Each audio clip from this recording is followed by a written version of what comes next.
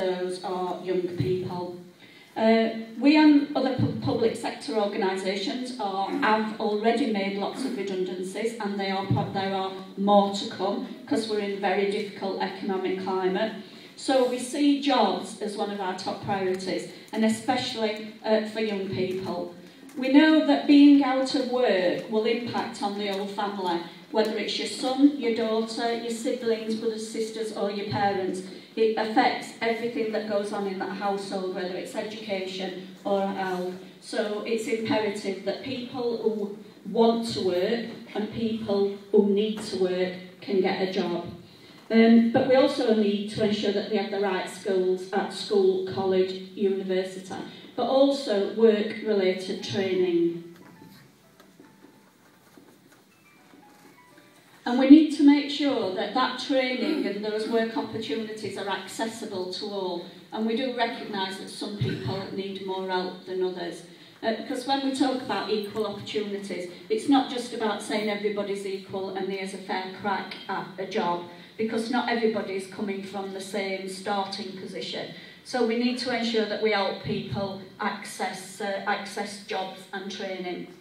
The loss of the Future Jobs Fund and Educational Maintenance Allowance and increases in tuition fees hasn't helped this situation. So we in Sheffield have decided that what we need to do, particularly for young people, is set up an apprenticeship scheme.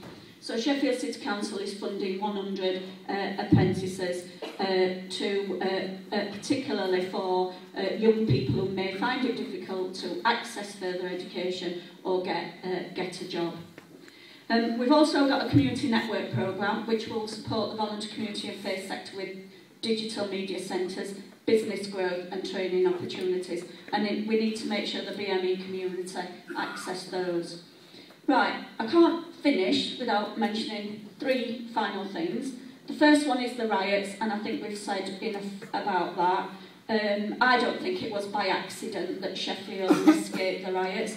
I think it's because of the cohesion work that's been going on in particular for many, many years that's brought up to that. And work done by the local authorities, including the police, the voluntary and faith and community sectors, and the help and support that you and all of us provide, particularly to young people, and the investment that we have. The second one is around the representation. On our group, there's 50 members of Labour group now in the administration, and 15% of those are from the BME community. And I still don't think that's enough. We need to increase representation. We also need to get representation at higher levels. We've got one of our senior members of our BME community on our police authority, but we also need to make sure that we get BME members into our cabinet. So we're doing work with training and opportunities for new members to advise us to the cabinet and hopefully work through ensuring that they are represented at the top. Finally, the last one you asked me to mention was about the centre. I know you are awaiting for the signing of the lease for the remainder of the units. I have to say, and I do not apologise for this, even though Shafaq's at my side, that the Cabinet agreed to this 2 years ago and have failed to sign this agreement, and I think that maybe more work could have been done. I can't assure you tonight that I can give you a specific date. I can't say we are going to sign this agreement on 29th of September or whatever.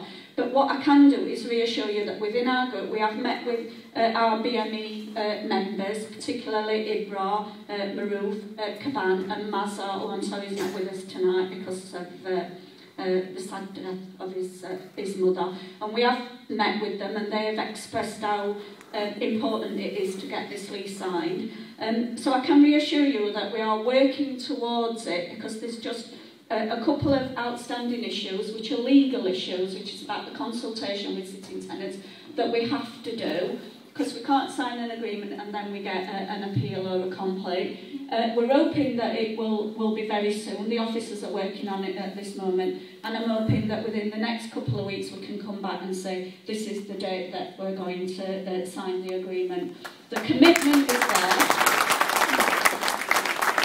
the commitment is there. There's absolutely no doubt about it. It's just, you know, finalising just these few legalities.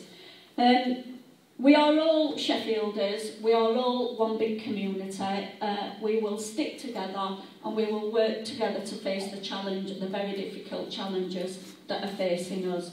So thank you for listening, and I hope you enjoy your celebrations. Thank you.